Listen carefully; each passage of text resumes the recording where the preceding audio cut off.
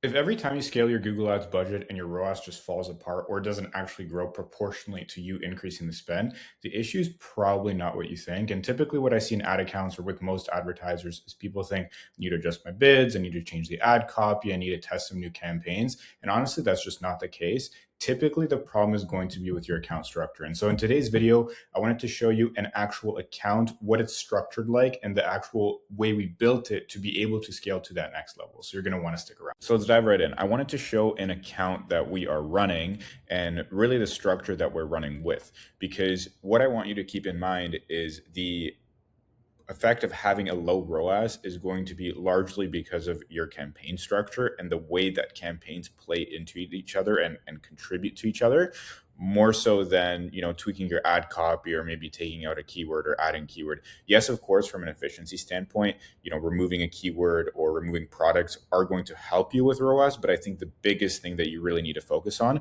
is my structure set up in a way for success to actually be able to scale. Because when I increase budget, can we actually increase the number of sales?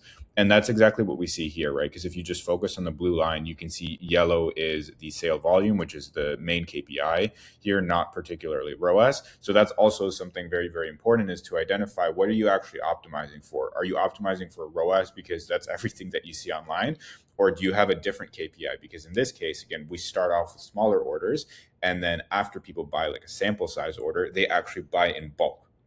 Right. So if we can maximize the amount of initial sales at as low of a cost as possible, well, all of a sudden on the back end, we're actually going to reap the returns of that because of LTV. So that's something super, super important, is to understand that metric, right? Are people coming back and purchasing multiple times after initially buying and becoming a new customer of your site? And if so, you have to think of that benefit, because ultimately the people who are able to scale, or the businesses that are able to scale with Google Ads, are the ones that understand, okay, I may need to go into a break even or a little bit of a loss when I start to grow at really high spend, but that's because it's going to get me a subscription, right? If you're an MRR type of brand where people are going to recurringly pay you month after month, or they're going to come back and buy a different product that you have. So definitely take a second to assess your actual brand and understand the economics behind it, because everybody pushing ROAS online, it shouldn't be the main metric that you just focus on, at least not for every business. So now that we have that out of the way, let's dive into what I wanted to mention, which was account structure. Okay, and you can see here, I mean, we have about 10,000 per month budget, a little bit more now. What is the structure here? Super, super simple. Most of our budget is going to a feed only performance max campaign. What this campaign does is we have segmentation by 4 different product types they have, because we have so many SKUs here. And eventually we're going to segment out top performing from low performing SKUs, and to give those low performers, or ones that don't even have, in the sense by low performers, I mean low impressions, ones that don't even have the opportunity to perform, wake them up a little and give them a little bit of a budget. But for now, I want to keep maximizing what is working.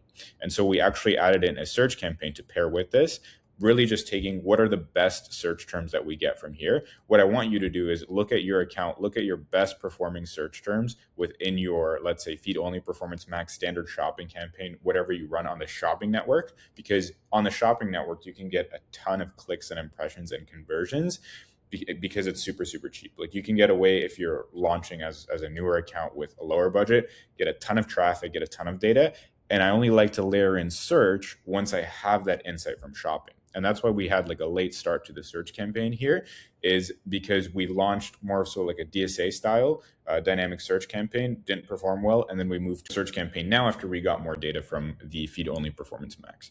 So structurally, very, very simple. This is a obviously non-branded shopping side campaign. We're just doing it through performance max. We have a non-branded search campaign here. And then we have 2 branded search campaigns by country. So one for US, one Canada. And then we're remarketing in the US, because most of our strategy is oriented around the US, even though this is a Canadian brand.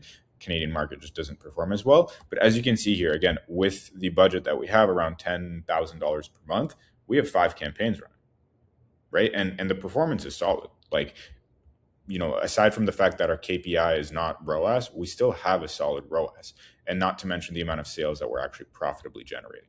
Okay. So I want you to look at your account and look at how many campaigns do I have running? Can I actually explain what each of these campaigns are doing for my holistic strategy, and are they actually generating sales, right? Because what I'll see in a lot of audits that I do is, for this budget, if we take the example of $10,000 per month spend, I will see 15 campaigns, 20 campaigns, and I'll see a lot of shopping campaigns that are just dead. Each of them is spending like $50 per month, or they're all on a crazy shared budget, and all of the products overlap and maybe they have different bids. But that structure just doesn't work anymore. The way Google has shifted now is, really, can you maximize the amount of data you flow into less campaigns because you're giving it a more clear signal? Think about bidding strategies as well, right? Because if you can group more campaigns under one bidding strategy, all of a sudden you're funneling more data into one bid strategy. And then when you scale, Google has more data to play off of, versus if you have 10, 20 campaigns and each has their individual bidding strategy and each just gets a few conversions per month.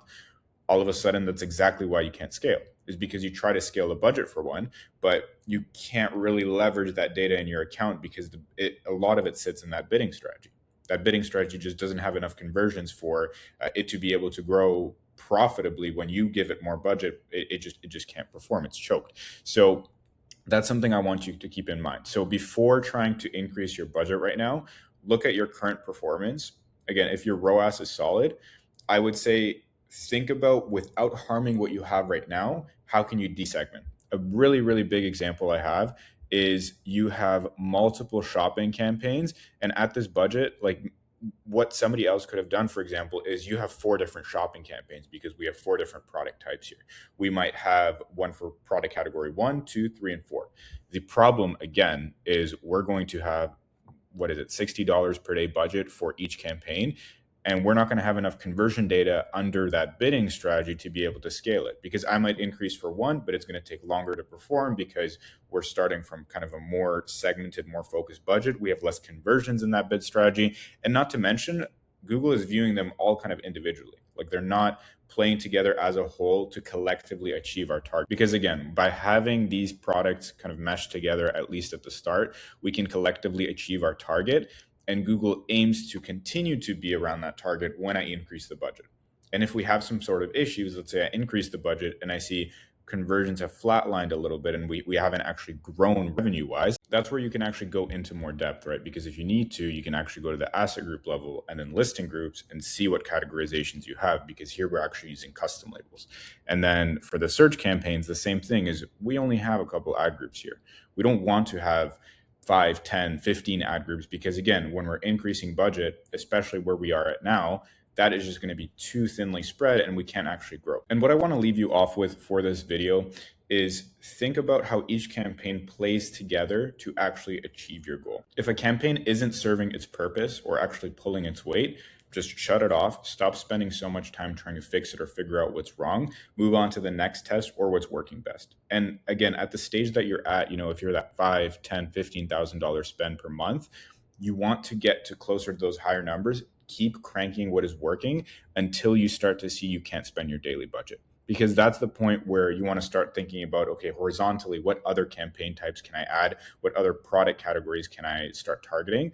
But again, where you're at is, kill what's not performing well, simplify your structure, only have a few campaigns, have more data flowing through them, and continue increasing that way, instead of, again, having 10, 15 campaigns and just not understanding, okay, I'm increasing spend, but we're just flatlining because you're increasing in the wrong places. And there's no clear signal for Google to follow in terms of being able to actually grow what you're getting. That wraps up this video. If you actually want me to take a look at your ad account and really pinpoint what's wrong with your structure and how I would tackle it and actually fix it over 30, 60, 90 days to get you to your point of scale that you want, you can book a call with me. My contact information is in my YouTube bio.